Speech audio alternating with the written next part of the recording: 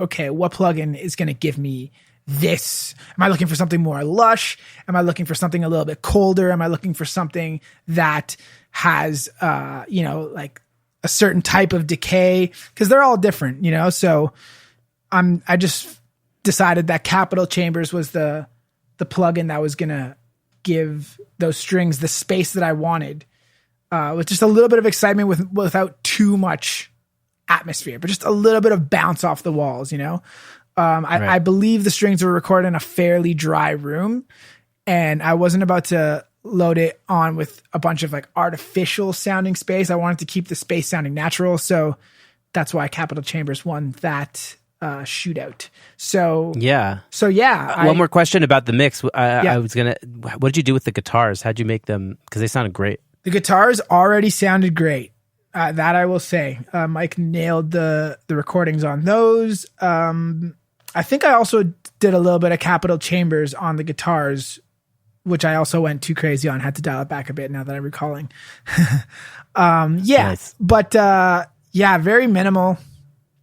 I think I just did a little bit of compression to just control the dynamics, because it's kind of like, it's got that plucky kind of like percussive kind of element to it. So I just wanted to like control that a little bit, and it already sounded great. So that song wasn't too difficult to shape. It was really a dream to work on. Yeah, nothing too spectacular with the guitars. Beautiful, man. So generally speaking, like, do you find that you have to balance your creative vision with the artists you're working with, or it's just like all about the artist? It depends. Some instances, the creativity has already been done. You know what I mean? And I think it takes half of the challenge is like communicating with the artist / producer and determining, okay, am I going to get creative on this mix, or am I just going to do the song a service that it needs? And a big part of that is A, listening to the reference, and B, having a chat with the artist, having a chat with the producer, and being like, how are you feeling about this? How are things sitting to you? Are you looking to take it much further, or are you happy with what's going on? You just need it to sound a little bit better. I find that's the question that saves me the most amount of time when I'm mixing. There are some producers who I work with who love what I do with effects via vocal effects, vocal throws, features and all that stuff. So they leave some space for me to get creative because they like my input, and that's great. I love doing that. And there are some producers that I work with where it's like, it's kind of pointless for me to introduce other little moments because everything's already there and there's no space. And anytime you try and like go a little further, it ends up just being counterintuitive. So I think constantly learning and determining that communication is the key. Determining what song has room to make it a little more interesting and what song just needs you to stay true to what's already going on and, just give it the extra little push that it needs. Nice. Do you think that you have a trademark sound or something specific that you do that, is different than other people that, is a reason that people come to you? That's a good question. I don't know if I have a trademark sound. I definitely have tendencies, and I don't know if they're good tendencies or bad tendencies. I have things that typically come back. Like sometimes I like to make vocals bright, and I used to have this problem with mixing way too dark for so long, but now I just mix vocals really bright. So trying to work on that, trying to really like hone that blend so it's not overly bright, but just like balanced. But I definitely like to put vocals in the forefront. I think that they're definitely arguably the most important element of a mix, and finding that place where the vocal is in front and, clear is important, but also trying to make sure that it's not so out front that you're losing the elements of the music, because I feel like obviously it's a relationship between what's going on in the rhythm and the melody. So I think, and this is also client dependent, sometimes the producers like to keep the vocals a little bit lower in the mix, and that's when I'll try and push to put them a little bit more forward if the song calls for it. And sometimes the producers like the vocals so forward that it's like, I personally feel like sometimes the music suffers a little bit, and I got to try and bridge that gap and try and find a happy medium where the song is moving me, the rhythm of the music is moving me, but the vocals are still uncompromised. So I would say that's probably one characteristic of my sound, is just like forward present vocals. And also just low end. I'm a sucker for low end, trying to get a great relationship between the drums and the bass is always what I find really exciting. It's like one of my favorite things to do. So same here. Yeah, it's just so, and because it's, low end is so finicky and it really requires the most amount of reference. So I love that challenge. So yeah, I think I always try to improve the low end and get it to hit in a way where you feel it. But once again, it's not overbearing or taking away from the actual important elements of the song. Because oftentimes I'll get a production where the kick in the drum, the kick in the bass rather, feels so great, but like the vocals are clearly being sacrificed, and I try and bridge that gap. So I'd say those are my two elements or signatures, if you will. Yeah. Awesome. That makes a lot of sense.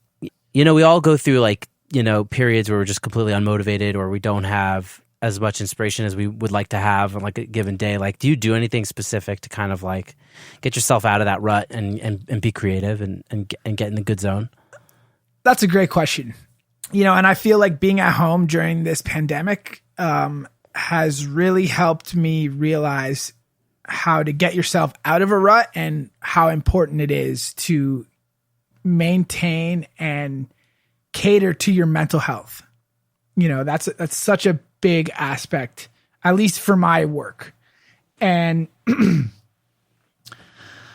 I think that it's a blessing that if I have work to do and there's, if there's songs on deck, I don't need much inspiration. I'm happy to sit down and spend a day just going at it because, music excites me and getting a new mix is exciting, and, trying to impress the clients and the producers off the first round is like such a thrill for me. So, I don't need any pushes in that department, but I find that whether you're busy or not, it's important to keep the tools sharpened, and it's important to cater to your overall health so that when it's time to go, you're dialed up and ready to go.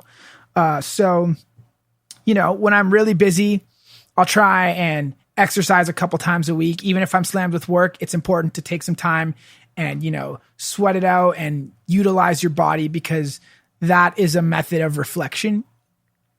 So I definitely will try and make time for that. And when I'm not busy, I'll definitely try and get an exercise in every day, get some time outside, spend some time in nature, catch up on the things that I don't have time to do when I'm busy. And sometimes it's hard to turn that off. Sometimes it's hard to be like, okay, I don't have any work going on right now or nothing pressing.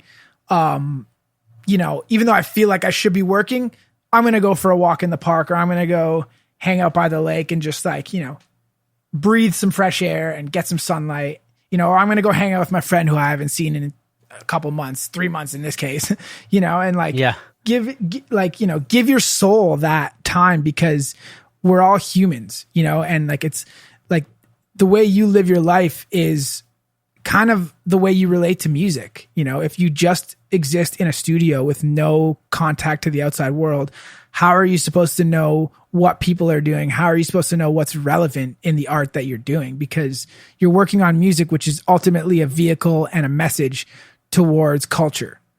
And if you're disconnected from that, I feel like that makes your job harder. So I definitely like to make my rounds and, connect with the people that inspire me, connect with the people that mean a lot to me, connect with your family, and really acknowledge those important factors that allow you to do your job every day. So I think that's more so what I'm trying to consciously do when I'm not just as like busy. living a healthy life. Yeah, living a healthy life. It's so important. I definitely went through a phase a couple of years ago where I was having some health complications, and it was smack in the middle of a record that I was so happy to be working on. But like, my health kind of put me out to the point where I literally could not do my job properly.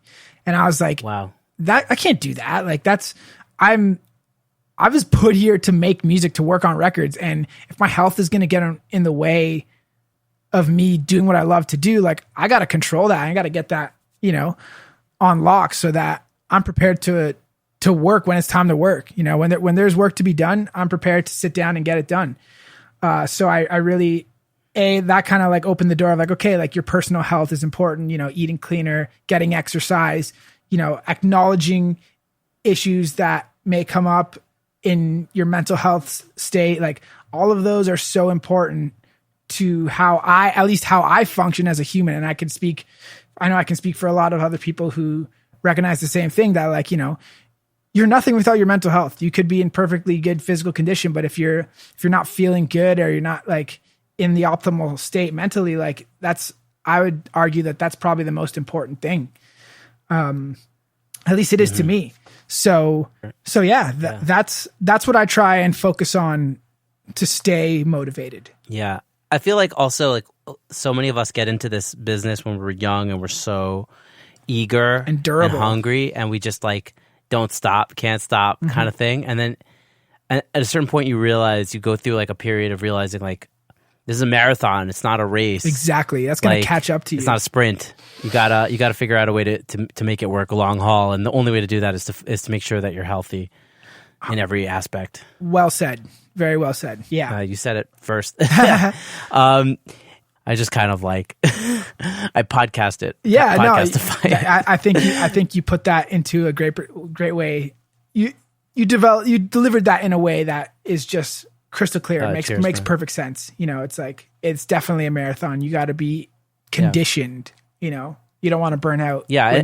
When you're in your prime. You should be in your prime when you hit a certain age. And if you've burned yourself out by neglecting your vessel, how are you supposed to finish efficiently? You can't. You don't. Exactly. So yeah, that's one thing that I was privileged to learn early on. I had an episode that like really put things in perspective, and I was like, okay, cool. If I'm going to keep doing this, I need to make sure that all my points are checked off. And that was a big one. That's awesome, dude. Do you have like a moment when you realize that the mix is done? Like, is there something that tells you, okay, check, we're done? When I'm dancing, I mean, maybe not, because sometimes I'm dancing early on too. But like when I'm really feeling it, like it's funny when I'm working from home, my roommate will come home sometimes and he just sees me like really into it, and I'm sure he's snickering behind my back. But yeah, like when I'm just like sitting there and really feeling good about the song, and nothing is like distracting me from the song, I feel like that's a good spot. And then usually when it gets to that point, I'll stop and take a break and be like, okay, cool. I'm feeling good. Gonna put it on pause for a second, go sit outside, drink some water, breathe some air, and then listen on a couple different sources and see where I'm at. And then usually from there, I'll pop on some material that I really like, from some mixers that I really look up to, or some artists whose music I really resonate with, and just be like, what makes me love this? And then I'll compare, okay, I love this because of this relationship, or, oh, like this song is just put together so well that it's undeniable. And then I'll go back and compare to the stuff that I'm working on and be like, okay, cool. Kind of size myself up, see where we're sitting. And when I get to a point where I know that it's in a really great spot, and when I can flip back and forth between the reference and it's undeniably better, then I know it's ready to go out for the first pass. And, I feel like that takes a lot of patience, and it takes a lot of like self-control, because sometimes you just get excited. You can't help but get excited and be like, okay, great. This is feeling good. I'm feeling good about it. And you kind of just act in the moment. And there's been a couple times where I've sent out a first mix and it's just like not the right vibe, not the right direction. It happens to all of us, and I'm just learning to just like be as sure as I possibly can, just make sure that I am 100% certain that in this moment, I feel this is the best it could be. And then, we'll see how the notes come back and take it from there. Sick. Do you have a one desert island plugin? Like, you can only take one. One. Okay. Just because I don't want to go too deep into the plugin world. I know. Okay. So the obvious answer is FabFilter Pro Q3, but honestly, that's the boring answer because